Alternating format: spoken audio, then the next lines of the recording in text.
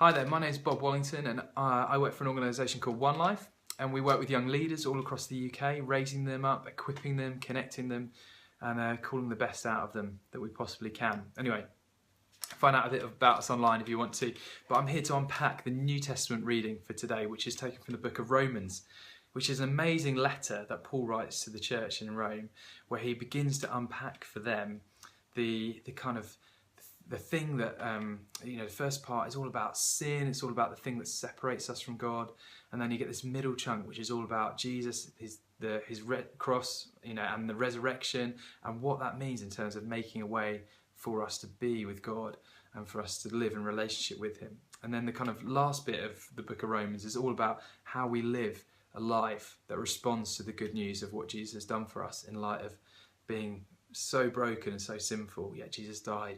And how do we live for him? So it's kind of in three parts, and it's an absolutely incredible letter. You often can get a bit bogged down in it. Some of the writing can kind of go up and down and backwards, and you're like, where are we? What has actually been said in the sentence? So just want to encourage you to try and read it in different versions as well, different translations. So the Message is actually really helpful.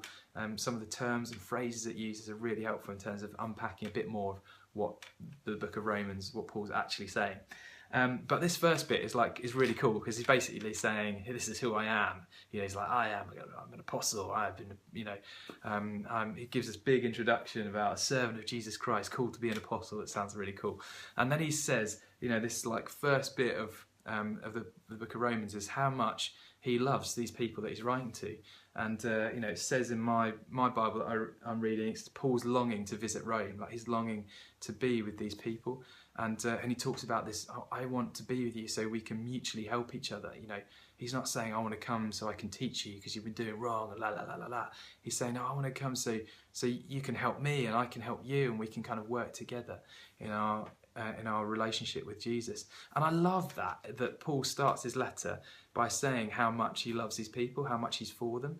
And I think often in church, we sometimes see our church as the church that's got it right, or the church that has a slightly different theological stance to someone else's church. But Paul's writing to these different groups of people who I'm sure do have slightly different theological stances on different things.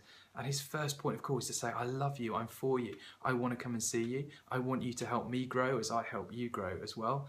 And I just wonder whether we can take that into our context, whatever they are, whatever church you go to have a look at another church around you and see, how can I speak well of that place? How can I learn from them as well as them learn from me? How can I engage with them and long for that? And I love the fact in verse 16, Paul talks about, I'm not ashamed of the gospel. He's like, this is such good news. I'm not ashamed of it. It's amazing stuff. And I'm challenged by that, like how often I shy away from conversations, not because I'm ashamed of it, because I don't know how to bring it up. But Paul's so keen to talk about the gospel. He's so keen for people to know the good news of Jesus that he's just willing to go, I'm not ashamed. Yes, come on. And then he talks about that the gospel is like the righteousness of God revealed.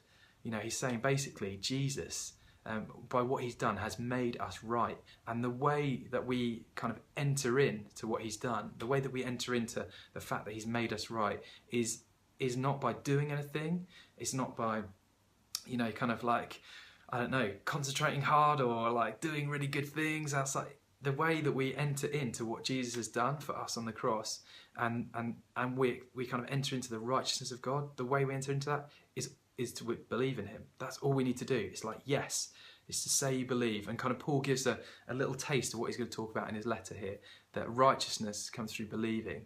And once we believe in Jesus and what he's done for us, that impacts the way that we behave, and it changes everything. But it comes first through believing who Jesus is, and then changing our behaviour after that. So there you go. That's a little intro to the book of Romans. Hope you enjoy reading it. Try it in the Message as well. It will help you. God bless.